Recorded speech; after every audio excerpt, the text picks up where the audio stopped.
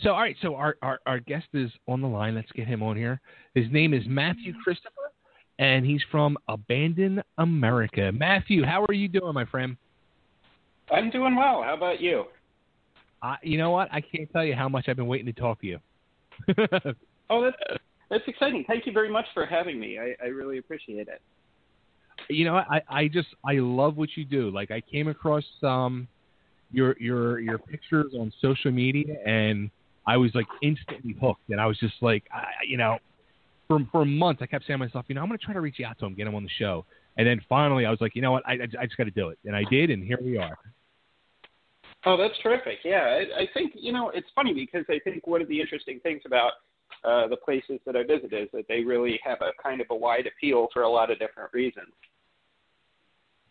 Now, are you in the Philly area, or you're outside of Philly, or? I am in Manayunk, so okay. You're not far. Technically Philadelphia. Yeah. Nice. Okay. So I'm in Delaware County, so I'm not too far from you. Oh, okay. Yeah, I lived in Delaware County before, in Lansdowne, actually. One of the places that I hold photography workshops, and also have photographed a bunch of times. The Lansdowne Theater is right out there. I grew up in Upper Darby. Right? Oh, no kidding. Yeah, my sister lives there. Nice. Very, very cool. So how did this whole thing start? I mean, were you just always fascinated with buildings, or like abandoned buildings? Yeah, well, it's funny because I think, oddly enough, I kind of, I even remember when I was a kid, I used to have dreams about them, which is kind of weird, but, I did. And I think, somewhere in the back of my mind, there was always an interest in them, but it kind of started when I was working in the mental health field. After I got out of undergraduate, I was working in Elwyn, which is down by Media, and I live. I really got. Oh yeah, right. You do, right? Exactly. That is exactly right by that area. So yeah, basically, I got really interested in the history of the state hospitals and the asylums, and there was one in particular that I kept reading about, which was Philadelphia State Hospital, which is also known as Byberry. Okay, so basically, the more I read about this place, and it really had a pretty bleak background, I mean, even for state hospitals, I got really interested in it. I knew people that had worked there, that, had been patients there, in the facility that I worked at. And turned out, at that point, the place had been abandoned for, I'm going to say, roughly around 10 years. And one day I, decided, all right, I should go see this for myself if I'm going to keep reading about it. And that was kind of a game changer for me.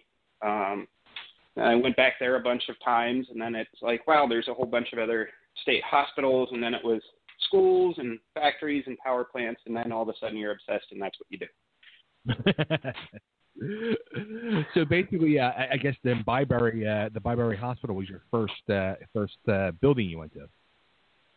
Yes, and it was kind of a funny and weird story in that, this was kind of at a period when the internet was much younger. I'm going to say it was like maybe 2001, 2002, and this girl had this website about it, and because she went there, I guess, like every weekend or after, whatever. So I think I'm going to say maybe like 22, 23. And I sent her a note and I said, hey, look, would you be able to tell me what the best way is to see this place if I'd like to go there? So she said, well, if you meet up with me by there, I will take you in. And I thought, oh, okay, great. So met up with her. And first thing was, I think she was like maybe 15 or something. So, real awkward in that sense. It's kind of like, oh, okay, you're a lot younger than I guess I had assumed you were. And basically, there's a point, because this facility is like 40 buildings. I think it's 160 acres. There's like these miles of pitch black underground tunnels, and there's one such point as we're going through these tunnels. And I said to her, you're safe with me. I'm not going to, but maybe you should rethink meeting people you don't know in places where they could like murder you, Yeah, right. And she was kind of like, ha ha ha, whatever, Dad, you know. And anyway, I mean, that was the last time that I went there with her because, you know, again, kind of awkward and weird. But, you know, I'm assuming she continued to go there. And it was actually, Byberry had its whole little subculture of kids that went there that had their, you know, little rooms set up that were like their hangout rooms where they'd smoke pot and drink beers. And, you know, they delighted in messing with the security guards there and everything. And I think, you know, from my end, I was much more interested in the historical background of it, but, you know, kind of an odd phenomenon. That Byberry is a little bit like Woodstock in the, you know, the exploration scene in that, you know, either you were there or you weren't and you wish you were. But, yeah, so that was kind of how it started. Wow. So now, like, with these buildings, like, I mean, we're hearing the story about this one, where it's like you don't get permission to go into them. You just go into them? Yeah, some of them. I mean, I would be a liar if I said that all of them were with permission. I mean, particularly, I think, you know, one thing that's very important to me is not to alter them. You know, I don't take stuff. I don't break things. I don't, you know, I want them to be 100% as they were when I went there. And I think, and, you know, everybody justifies the things that they do for their own internal logic. I get that. But, I mean, I think that in the case of, like, the asylums, for example, these were funded by taxpayers. They were a huge, I mean, these are places where thousands of people went through. And many of them, that was, like, their final stop. Sure. And it's not like, for the most part, people weren't taking, I mean, aside from a very few photo essays, it's not like people were really allowed to take pictures of them when they were open. After they close, you know, you're not supposed to be there. They tear them down, and all of a sudden it's like they never happened. And so that's, I guess, the value, I think, of documentation is, you know, to have some sort of record, even if it's there beyond. But the, you know, the problem is that, for the most part, I mean, there's no incentive for a bureaucrat to let you in. I mean, there's some people that hold the keys to these places that I think have a lot more vision and foresight and realize that these are historic sites, that something needs to be done to keep a record of them. But, you know, there's just as many people that don't want the liability or the hassle. And I guess the question then becomes, you know, do you let them kind of slip into oblivion without the record, or, you know, do you sneak into a place that you're really not supposed to be in so that there's something of it left? Right. Now, with Byberry, like, was your initial reason to go not just because of the fascination with abandoned buildings, or did you go there with the intent to take pictures as well?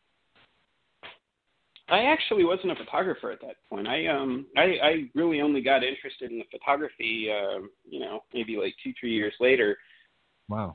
When I kind of realized that, you know, I can tell you about what makes these places cool or interesting, or unique or special, but I think when people see pictures of them, it's a lot more visceral, and they really get that reaction a lot quicker. So that was kind of why I learned photography. But at first it was just, I guess, kind of, you know, you read so much about places and you research them so much, and you can do that forever, but there's something immensely different when you actually go to a place and you see the reality of it, that it's an actual real thing and not just words on a page. Right. Now, and you had said, like, already about how you don't alter nothing and you don't change nothing. Now, I was wondering that as well. Like, when you go into these places, is there any of the things, like, do you change anything to get, like, a certain picture, or everything is the way you exactly found it? I'm a really big believer in kind of leaving things as they are. There are some photographers out there that like to stage shots, and I would be the first to tell people that, you know, because something is set up in a particular way, maybe there's a dentist chair sitting out in the hallway. Was it like that when the building closed? Probably not. Maybe somebody else moved it there. But I really prefer not to alter or stage shots because I think it kind of defeats the purpose. But that being said, if I were, like, in very, very few instances, like, let's say there's some item that I think is significant, and it's like in a corner, I might put it somewhere where there's light, take a close-up picture of it, and then put it back. where it was, which, you know, is funny because, I mean, a lot of these places are destined for the landfill anyway, so you could argue that that's maybe a little overly something. But, I mean, I kind of feel like, in a way, they're grave sites, and you want to be respectful of that. Yeah. Now, does it, like, I mean, I'm sure you've been in countless and countless buildings over the years of you doing this, but, I mean, does it get shocking to you, like, how these places are just left? I mean, you can look, especially, like, with some of the asylums or hospitals that you've been in, where they're literally just, you know, the beds are still there, and it's just, like, amazing. Oh, yeah, absolutely. And I think that's one of the really neat things is, and, you know, every now and again I get kind of fed up with things or, you know, irritated because, unfortunately right now, and not to sound like a curmudgeon-y old man, but I think Instagram and the ease of picture sharing and information sharing on the internet have had a really tremendously detrimental impact on these places, which is part of the reason I don't name any of the sites that are still vulnerable because, I mean, you would be shocked at when something becomes kind of internet famous, how quickly it'll go downhill. And so that aura of authenticity that you're talking about, you know, that ability to kind of connect to whatever it was that was in that place can be destroyed in a minute. You know, somebody can set the building on fire and it's gone the next day. And so, I mean, I think that, you know, what you're talking about, the kind of the I guess truthfulness, for lack of a better word, is really fragile. And I think that's also partly one of the reasons why I like to leave things as they are, because in theory, if somebody else comes along after me, they should have the same ability to connect to the place that I did, you know? Yeah. Now, is there any of the sites like that you've gone to, done your photo shoot, and then have gone back later in time? Oh, yeah. I've gone actually a number of the places. I mean, first of all, I do photography workshops at some of the places. So there are places like Scranton Lace, or this weekend I'm going to be going to an old silk mill in western Pennsylvania and a trolley graveyard. And so those places I've been to dozens of times, and the trolley graveyard in particular, I mean, that one has changed enormously just because of graffiti and scrapping on the cars and everything. But as best I can, I really do like to go back and kind of document the change. It's just unfortunate because 9 times out of 10, you're watching something really neat get more and more banged up as time goes on. Right. Wow, that's so cool. Now, how about like when you go into these places, like how much time you end up spending there to do these photo shoots? Well, it depends. I mean, I'm kind of pokey, so there are a lot of places. If you give me an interesting place, I'll take as much time as you'll give me, and I do a lot of different. Usually if I go in, I'll start off with taking kind of the wider establishing shots that are really going to give you a sense of the space, and then if I have more time, I'd go through and do detail shots. Actually, one thing that's really cool is I just kind of figured out how to do this today. I've been taking these 360-degree panoramas of the places, which means that, you know, you can kind of, like, if you're looking at it on Facebook, let's say, you can click and drag and move it around like you're looking into space. And I figured out today that, like, if you use one of those little Google VR or cardboard VR set, I can look at the places in VR, which is really, really neat. That was actually, I was super excited about that and kind of playing around with that all day. But those are all things that take a lot of time. So if, you know, I get permission to go into a place and somebody says, you have 3 hours to do this, all right, you know, I'll do what I can in 3 hours. But, you know, usually I'd prefer to have a solid day or two, at least in a place, particularly depending on how big it is. I mean, that's not to say if I go into a factory and it's just walls and a floor, you know, that there's not necessarily as much you can do with that. Right. Do you have like what's the most pictures you've taken in a photo in an abandoned building? You know, I couldn't necessarily tell you how many, but I can tell you that I could pretty easily chew through, I don't know, like 200 gigabytes. Oh. 100, 200 gigabytes. Yeah, so that's, I mean, as cameras get better and the file size increases and then you're doing the panoramas and everything, pretty easily go through that. And then, I've got a little bit more into trying to shoot video as well. So, yeah, wow. It can kind of vary by place. That's so awesome. Now, what's been your favorite building that you've gone into? That's a really tough one because, and it's funny because I get asked that a lot. And you like different places for different reasons, right? Like, for example, there might have been there's like one or two theaters I can think of that were really, really magnificent, ornate movie palaces that are just the most opulent ruins that I've ever been to. And as far as the architecture, those would probably be the prettiest. So if you said, what's the prettiest building that you've been to, that might be one that springs to mind. But then there are other places like I got to photograph the Hershey Chocolate Factory as they were demolishing it. And, cool. And basically, like, I grew up in Hershey. That was, my dad worked for Hershey. So I don't know how well you know the Hershey area or whatever, but, Milton Hershey is kind of like everybody's rich grandpa there. Like everybody thinks of him as he's sort of like the local demigod or something, that you pray to your little Milton Hershey shrine. Because, he's, people really think highly of him around there, and the factory is what made the town. So seeing the factory get demolished, as I was there, I was there as they were tearing it down, another section. Wow. It was really kind of heartbreaking in a sense, bittersweet if you want the chocolate pun, but like, basically, that was probably the most personally significant to me. Byberry was, one of the most significant ones to me, but aesthetically probably not the most interesting of them. You look like an... Sorry about that. Oh, no worries. So basically, there's I think a lot of different ways that you could measure that. And I think each of the places kind of has something else that is appealing, or at least you hope that you find something that's appealing to it, or else, what are you really doing there? Right. Now, as looking through the pictures and all, like I kept saying to myself, like, this is just does not look like a safe place to be. Like, it looks very, you know what I mean? Like it could be a very dangerous situation you get yourself into. Yeah. A number of the places are really bad.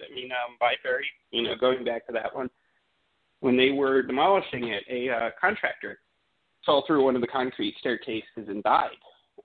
Concrete staircases are really bad. I know two Philadelphia area photographers that were in another was like a tuberculosis sanatorium and later a state hospital, and they went through a floor and a half of concrete stairs as well. And they were very lucky in that they were banged up, but they weren't permanently injured from it. There are other places, with wood floors where some of the places are extraordinarily scary and dangerous. And to me, that's the thing that's frightening about these places. They're spooky and, your imagination runs wild and everything like that. But the thing that I think is really going to get you is not paying attention, falling through a floor. And I always think, especially when you have like kids that go into a building and they're ghost hunting or whatever, they go in at night, they're looking for ghosts. They're not going in at the daytime when they can actually see where they're going. They're not necessarily checking,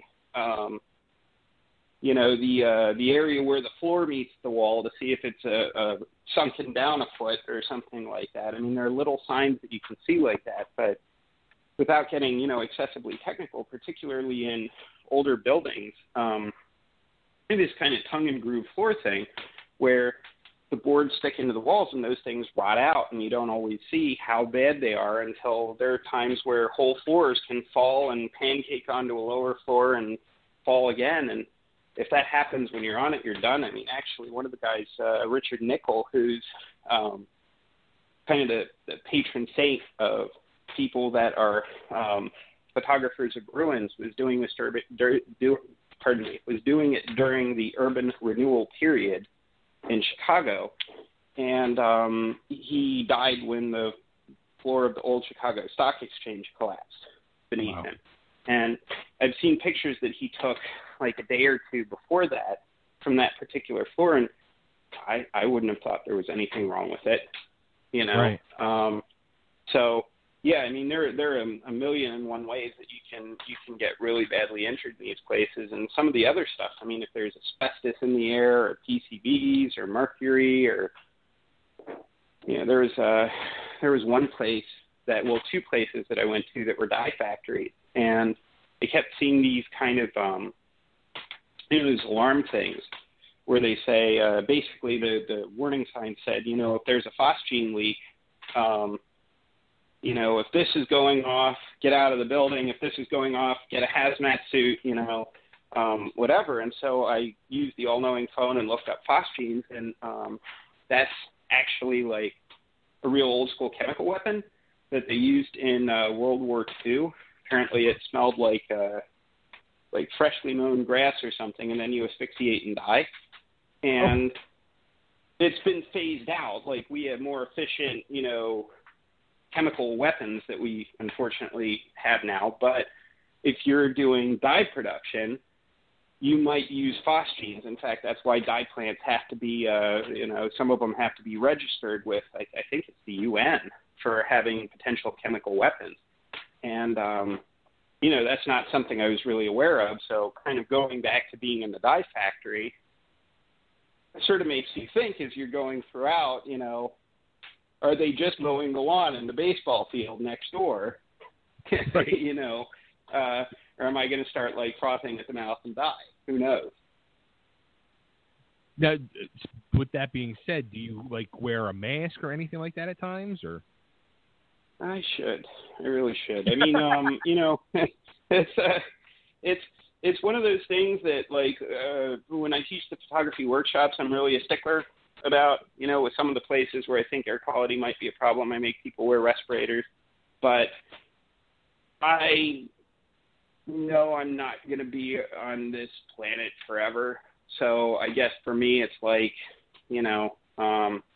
one of the first places I photographed was an actual asbestos factory. So, if it's going to get me, it's already in there, Right. But that doesn't mean that I'm very much do as I say, not as I do in that. I mean, I'm a hypocrite. That's fine. But, that is the smart thing to do and really what people should do. This whole thing is so fascinating. It really is. Now, like, how do you find, I'm like with the local buildings? Yes, being from the area and things you find in your area is one thing. But I see you go to like all different states. So how are you finding these abandoned things in different states? Well, there's really three main ways that I find things. One is dumb luck. If I just happen to drive by a neat building and look at that, maybe I should go take a picture of it. I would say that's probably the least in terms of percentage-wise. And more than that, it's either networking or researching, So I know other people that are photographers that are interested in these places. I know people that are in preservation. I know people like Chris Stock at Philadelphia Salvage had managed to get me into the Julia de Burgos Magnet Middle School as they were tearing that down. So it really, I think, in a large sense, it helps when you have a bit of momentum. And at this point, I've been doing it for over 10 years, Right. Which is nuts. But, so you get to a point where people kind of come to you a little bit. Now, how did you end up deciding to take your pictures and start putting them in the books? Well, so I had them. I started the website in 2006, and it was always kind of intended to be a collection of the places that I went to and what made them interesting. And, you know, that's something that's evolved over, you know, to weird little construct or labyrinth that I put together in that period. And I had always thought that I would like to have it published. And the funny thing was that, you know, I actually went back to school for an MFA in photography. And prior to that, and during that period, I had been approaching publishers and just got, you know, shot down again and again for it. I mean, I had people that were interested in it, but I didn't necessarily have any headway. And then not too long after I graduated, a publisher contacted me. So it's kind of funny because, you know, like people say, you know, what did you do to get that to happen? And if you really want to be honest about it, I you know, they got in touch with me. The stuff that I was doing wasn't working, you know. But I mean, I think, you know, being kind of obsessed and maniacally focused for 10 years and, you know, putting together the collection certainly didn't help or hurt, I mean. Right. Now, how about, like you said, you do these photo seminars, or what is it you do? So they're photography workshops, and they take place on site. It's funny because I actually went for my master's in photography, and the whole point of that was to teach photography, right? And, you know, then when I got out of school, I mean, first of all, teaching, you know, like a lot of the jobs had switched to adjunct positions, and adjunct pay is terrible. I mean, they really don't, you know, that's something where they really don't kind of take care of the people that are working at colleges, but that's a whole different story for a different day. But then Hidden City, actually, I wound up doing a workshop with Hidden City where they had arranged access to the Philadelphia Naval Yards. And so we got to go into a couple of the buildings, and I was teaching people how to get better pictures and work with their cameras and everything. And after that, I thought, wow, this is something I really like to do. And so I started working with some of the contacts that I had in the larger area to get things set up where I could get access to kind of harder to reach locations, and people could come out. They're there 100% legally. And in fact, you know, I always am very clear, I'm not like a charity, I'm not like a nonprofit organization, but it is very important to me that, you know, this goes back to the money that's generated from it goes back to the sites. And at this point, I think, you know, I've paid over $100,000 worth of money back to, I had 2 on the SS United States. I have probably 3 or 5 every year at the Lansdowne Theater. I have a whole bunch at Scranton Lace. And all of these are people that I have really good relationships with. So, you know, the people that are coming on them are people that, you know, maybe for their career, they can't get busted for trespassing. You know, if you have like military clearance or you're a lawyer or, you know, whatever, that could just destroy your career. So, right. You know, they want to actually be able to go to see the place, but not have to look over their shoulder all the time and worry about losing their jobs. So they go there, and I work with them and teach them how to take pictures of the places, and it's a lot of fun. I mean, I really enjoy it. The people that come along, I'm really proud that, you know, a lot of the people are very talented and very nice people. Dude, I totally want to do one. Next time you're like at Lansdowne Theaters, I totally want to go. Have you ever been in there before? You know what? I haven't been in the Lansdowne Theater since like a little kid seeing movies there. Like no kidding. So you saw when it was actually open? Oh yeah. I was thinking about this earlier.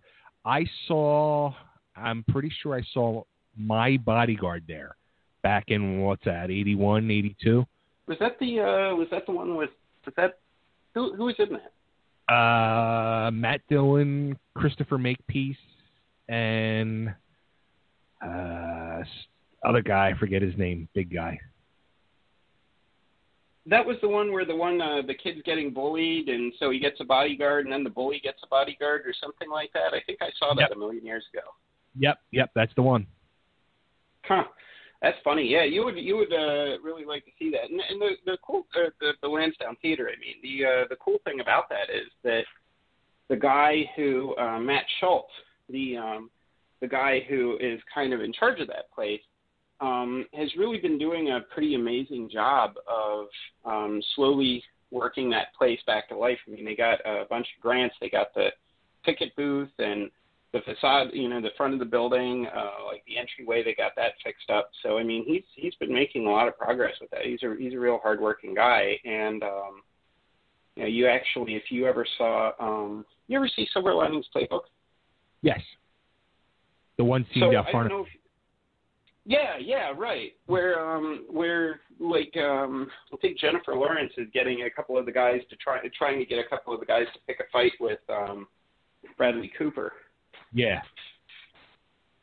So yeah, they had a whole bunch of stuff from that area there. But yeah, I mean they're a lot of fun, and that's it's kind of a cool thing because like I said, I mean I'm not doing it as a charity fundraiser like it is a business to do this, but it's neat because it actually does help the places, and I have really good relationships with the people that are there. That's awesome. Now you mentioned, which I have a huge fascination with, and you mentioned it, and I would love to see the pictures, and I'm trying to know what it's like. The SS United States. Mm-hmm. I could stare at that thing for hours. I could just park alongside of it and just sit and stare at it for hours. Well, the real money place to get the best view of that is, believe it or not, like not right up in front of the fence, but if you go to IKEA and go up to their little cafeteria, you get the best view of that, and you can have their little meatballs while you're enjoying the view. But yeah, the SS United States is actually one of the chapters in my most recent book, and really amazing ship. I mean, the Conservancy has been working really hard to save it, and I think it's an uphill battle, and I think they've had kind of the news that I always get with them is, there's this really cool thing that might happen. Oh, it's not going to happen now. Here's somebody else that's interested in it, But it's also something where it's a really kind of a project of that magnitude is not easy to undertake. I think the real tragedy would be if it ever wound up getting scrapped, and that was kind of, I think, what was going to happen before it it got picked up by the Conservancy, and I know they've been working really hard. But yeah, I mean, it's amazing. It was the fastest ocean liner ever built. It was the largest ship that was built in the U.S. It was supposed to be the last word on American shipbuilding, and then it kind of was. In the sense that they didn't really it was made at the end of the era of American shipbuilding, or at least of that sort of style of ocean liner. But yeah, it's amazing. I mean, the one thing that is kind of a little bit of a bummer is that the interior has been stripped out because it was just chock full of asbestos. The guy who designed it was really afraid of fires on the ships, and asbestos is a fire retardant, so it was just full of it. So they've kind of gutted the interior, but it's in theory that would make. What's that? That's right. I had heard that years ago, because I think they were trying to do like one of the tattoo conventions on there, and somebody was telling me who actually got to go inside it and check it out. They were saying the inside was completely gutted. I mean, it was before it even got to Philadelphia, because there was this whole period where it was basically like they're taking it around different ports and trying to find somebody who would have it there, and nobody wanted it because of all the asbestos on it, and they wound up taking it to USSR, I believe, and they wound up removing all the asbestos, but there wasn't a whole lot left inside. But the one thing that's really cool that is 100% intact are the engine rooms, at least as of when I was there last, and that was pretty amazing. But it's not like you kind of look at it from the road and picture decaying ballrooms and all right. that. But, you know, it was also, even when it was fully intact, I think it was, you know, they had a lot of more modern design that was a little more Spartan than some of the old, you know, Cunard liners or something like that. Right. Wow. It's just so fascinating. Now, you go all around the country doing this. I do, yeah. I mean, I would say by and large, the majority of the things are things that are easy to get to. So, you know, actually, it was funny. The first book that I did was really kind of heavily stacked with Philadelphia sites. You know, it had Holmesburg Prison, had St. Bonaventure, St. Boniface, Church of the Transfiguration. It had, it was, I think St. Peter's out in Germantown. They turned that into a Waldorf school. That was actually one of the few kind of happy stories of a place getting repurposed. A lot of the other ones got destroyed. But, yeah, so there's a lot of stuff that's around here, but I've also really worked to go across the country. I mean, I've visited Detroit and Gary, Indiana, and I went out to just last year I finally got to, you know, go to Bodie, California, which is America's, you know, kind of greatest ghost town. Really amazing. I'm going to be out there again in the fall. So, yeah, I mean, I photographed places in New Orleans. Like, you know, this past fall also I was down there photographing a whole abandoned Six Flags that was there. Yeah, so, I mean, there's still a lot of places that I have to fill in. You know, it's funny because people say, oh, you know, I live in Oregon. What if you photographed out here? And it's like, oh, man, you know, I'm still working on that one. I have not been to all 50 states yet, but I guess that's, you know, that's why this is like a lifelong project, because you're just never going to get to all the places that are out there. Yeah, right. So now, is this what you do, like, full-time? This is your whole world? This is your business, and this is what you're up to? Yeah, weird, isn't it? I mean, it's freaking awesome. Yeah, it's very strange. I mean, it's kind of funny because people ask me what I do, and first of all, if you just tell people you're a photographer, as it is, that's already grounds for skepticism. You know, people are like, is that a code word for you don't work, or, you know, what? You know, then when you say, well, actually, not only is it that, but I go around and photograph abandoned places, that's a pretty hard one to, you know, kind of wrap your head around. But I think, in part, you know, if you're a freelancer, you have a lot of lines in the water. So, I mean, I have books and print sales and, you know, photography workshops and things like that. And, you know, somehow or other, it all evens out in the end. So, yeah, kind of a crazy thing to do.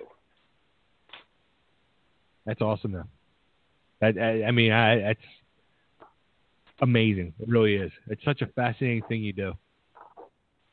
Well, thank you. I appreciate it. I mean, I'm very lucky to have the chance to do it. It's something that, you know, if you would have talked to me like 10 years ago when I started doing it, I don't think I ever would have envisioned myself being at this point. I mean, I would have hoped that I would have been here. But yeah, I mean, it is a really cool thing to be able to do this, to share the places, but it's also, you know, it has a lot of, it's kind of a heavy thing too.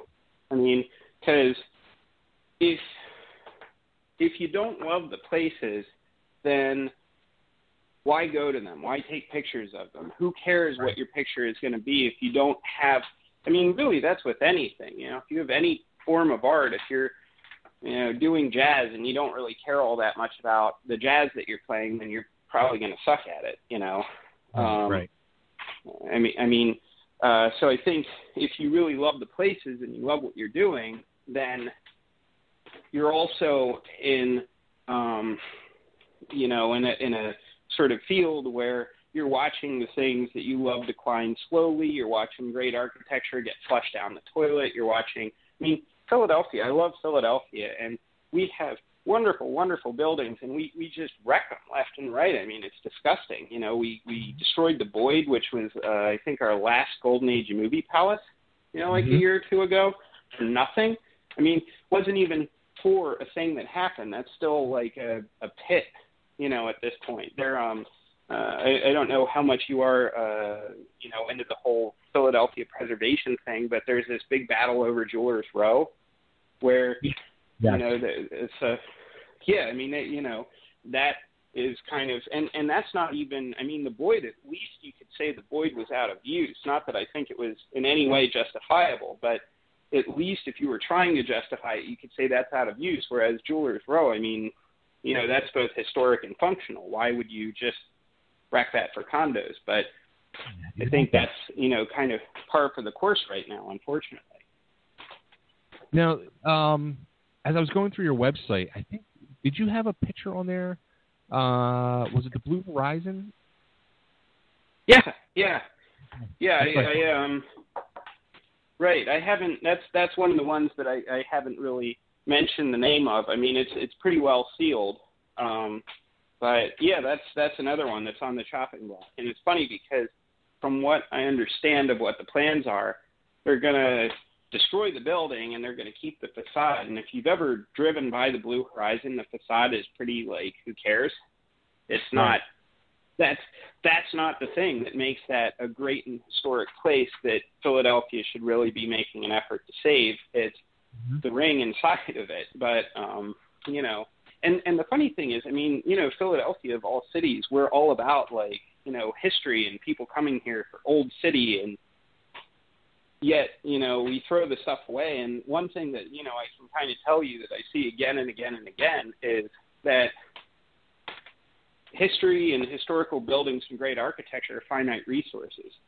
There are places like Niagara Falls, New York, where in the urban renewal period, they leveled the downtown and really had a profound effect on the economy and on tourism to the area too. So it's not just this sort of pie in the sky, we should save things because I have a sentimental attachment to them. I think there's a real practical need, particularly in a place like Philadelphia, for saving them. Yeah. And you mentioned the Boyd and Peter and all, and that's something too that's always driven me crazy. Theaters, there can be so much use for these theaters, and they just let them go away and they destroy them, and it's just amazing to me. Yeah, well, and that's something that is definitely very interesting to me, especially I think my generation and younger in particular. I grew up mostly going to these little, shoebox theaters, or the ones that they have now where it's just kind of a black room with speakers and a screen. And, right. It's hard to imagine when you think about these places that were like the vaudeville palaces or, whatever. I actually, one of my good friends is a guy named Matt Lambrose, who just had a book out called After the Final Curtain that chronicles specifically the theaters that are lost. And it's really hard to wrap your head around, and it's something where you're never going to see it again. It's not like they're going to be building places that are like these opulent turn of the century, whatever. It's just not the way things work anymore. Our architecture is very cheap and disposable. Has there been any of these that have been emotional to you? Like you've gotten, overwhelmed with emotion in any of these buildings? Sure. And for different reasons. I think, like I had mentioned a little earlier about Hershey, and I had the personal connection to that, and it was something where I wasn't walking through somebody else's disaster or loss. It was something that was like my own because I was a part of that community. Right. But, places get you in different ways. I think that, you have places that you go to and you're just like, oh my God, this is beautiful. It's amazing, or you're very sad about the loss of the place. One of the places that I often think about as being one of the more striking ones was an institution in Maryland that also is a chapter in my most recent book, and just had this an institution as opposed to an asylum is where they would have had children and adults with developmental disabilities and physical handicaps. So a lot of these places had just really profound levels of neglect and abuse. And this place was really atrocious for that. I mean, there was a whole huge court battle that was fought over it because, basically neglect were killing all these people there, and it's kind of the most vulnerable part of the population if you think about it. And there was a moment when I was photographing the morgue in the hospital building, and I'm there by myself. It's very dark because it's in the basement of the building, and there's all this sort of schmoo on the floor, which is, the gook from the ceilings and the walls that have fallen and turned into mush on the ground. And I'm walking around to take a picture, and I saw something in the gook, and I was looking at it, and it was like a little pair of glasses. And I was like, oh, and just as I'm noticing that, I'm like, oh, there's one over there too. There's another one, and there's like all these glasses on the floor, and it kind of was like, these are dead kids' glasses, Wow. And I'm not really like a superstitious person, I'm really not, but how can you kind of be in that situation and not have it really affect you, especially knowing what all happened there? And I guess that's sort of what I was talking about a little bit earlier with Byberry too, where there's so much of a difference between hearing about something versus seeing something like that really makes it real, where you're like, I'm in a morgue, and these are from the kids that died here. Wow. Yeah. So, that's the, unfortunately, there's not really an upbeat part to that. I always have, like, when if I give a presentation or something and I mention that, I always kind of do the palate cleanser, which is the story where there was a magician who donated a beer drinking, trumpet playing rabbit to he donated it to JFK, and JFK regifted it right away to this facility. So it's like, well, at least maybe they had a beer drinking, trumpet playing rabbit for a little bit, So Right. The universe isn't all horrors, But yeah, there are a lot of little things like that where you find these kind of little poignant, unexpected moments, and I actually never really got a very good picture of the glasses because they're just glasses and gunk on the floor, but, you do find things like that I think really personally affect you along the way. Sure. Wow. Now, how about, are you working on another book now, or? Well, so I finished, the second book came out in September of last year, Abandoned America, Dismantling the Dream. And that was really draining, not going to lie. It was like, just this kind of like researching and then trying to crunch all the research into something that is like a linear, logical narrative, and just struggling over the book being put together and everything. And and then promoting, which I hate. I'm not naturally somebody who is into the self-promotion aspect of things. I'm not like a rock star or anything where I want to go out and be famous. I just think the places are important and people should know about them. Right. But anyway, so after that came out and this whole period of work on there, and we were moving last year and everything, and now I'm actually getting married in a month. So, thank you. I'm a lucky guy. I really am. But you're married, right? It's like that's all you do for a while. You get to a month away from your marriage, and you're like, it's 11 o'clock at night. Maybe I should go to bed, or maybe we still have some more work to do on this, But after that, I'm not really sure. I think there's definitely a third book that maybe even a fourth, who knows, fifth, I don't know. But I also feel like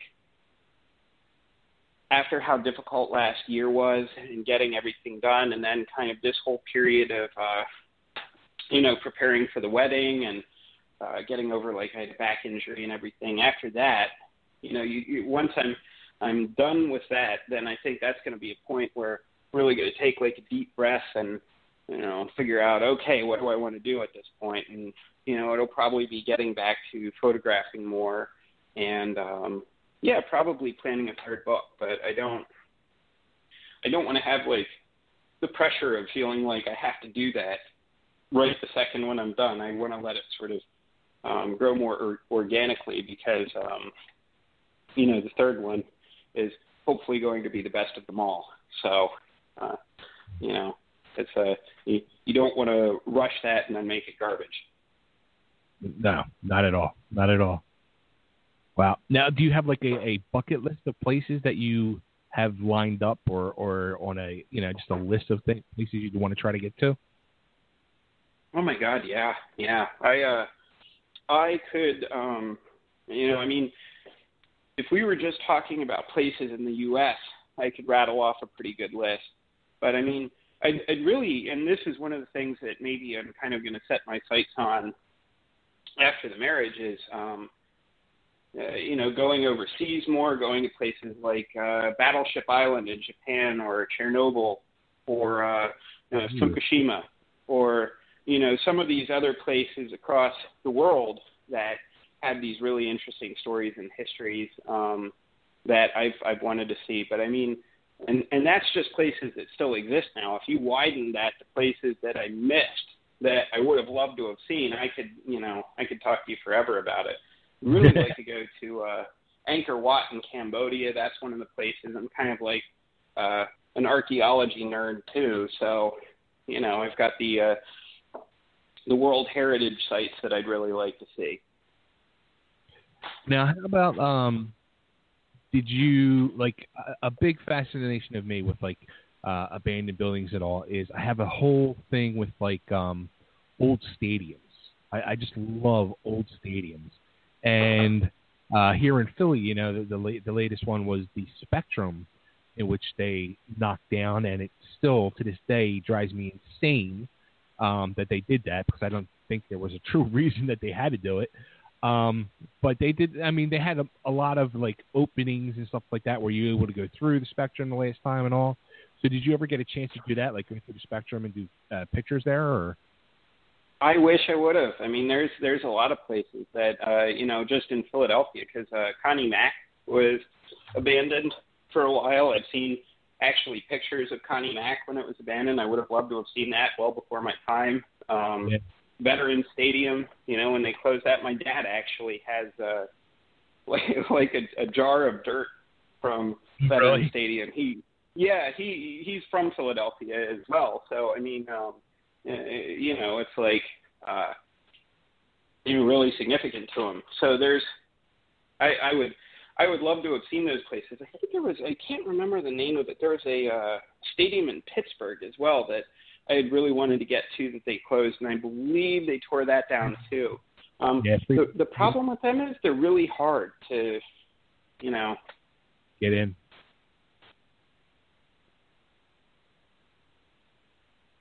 Yeah. So unfortunately, I mean, I wish I had, but I unfortunately I had not. Those were places that I never got to. But that's that would be like a sort of bucket list place where I'd really like to get to. A good stadium before I call it quits, because that's one of the few places that I have not got to a X of that category. There was a couple years ago, I don't even know if the stadium is still there, but it's out in Detroit, the old Detroit Lions Stadium. And there was a guy who did a video on a bicycle. He was like one of them like trick bike riders or whatever, and he did all these crazy stunts in there, and he had like a bunch of GoPros on him and all. It was really, really cool. Yeah, that's the Silver Dome actually. That's one of the ones that is on my list too. And I saw the video of that. There was another guy named Johnny Yo that is a Cleveland area photographer that has posted, pictures from there, and it looks spectacular. I mean, that's a place I'd really like to see too. And in fact, it's always kind of heartbreaking because, bear with me for a second. The thing that I loved from when I was a kid was Transformers. I still love Transformers. And Michael Bay, the movies that he makes have both Transformers and they're chock full of great abandoned places. And they're just terrible. They're terrible, terrible movies. But the next one that he has coming out, I saw in the trailer. I was like, oh, that's the Silverdome. They filmed in the Silverdome. Damn that Michael Bay. I mean, good for him. He's got $1 million, millions of dollars. He could, probably have me wiped from existence for saying that. But,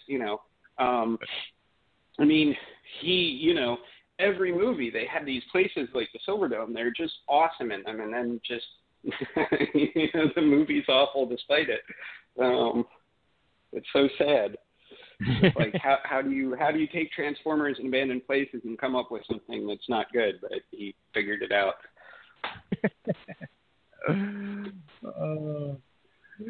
So, all right. So, where can everybody find you and find the books and get to see these abandoned places? If you go to Abandoned America on Twitter, Instagram, Facebook, just look up Abandoned America in the old Google. Throw that out there. I mean, I come up in all of them, so really that's all you need is just look up Abandoned America, and I will be there. So yeah, I mean, I've actually been a lot more active on Twitter lately, but I try and kind of maintain a presence across all platforms because that's what you have to do at this point if you're a creative professional. Sure, absolutely. Wow. Well, Matthew, I want to thank you for coming on. This has been a great conversation, and next time you're doing like a local workshop, I'd love to attend it. So please keep me updated. Oh yeah, we'll do. I'll shoot you an email and let you know. But if you go on my website, Abandoned America, and there's a little tab that says workshops, and it has them all listed too. So if anybody else is interested in them, there they are. But no, that would be terrific. And thank you very much for having me on your show and the conversation. I really appreciate it. Cool. Me too. Awesome. All right. Well, take care and have a good night. You too. Thanks so much. See ya. Bye.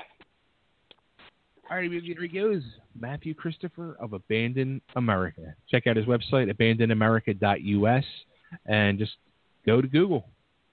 Google him, Abandoned America.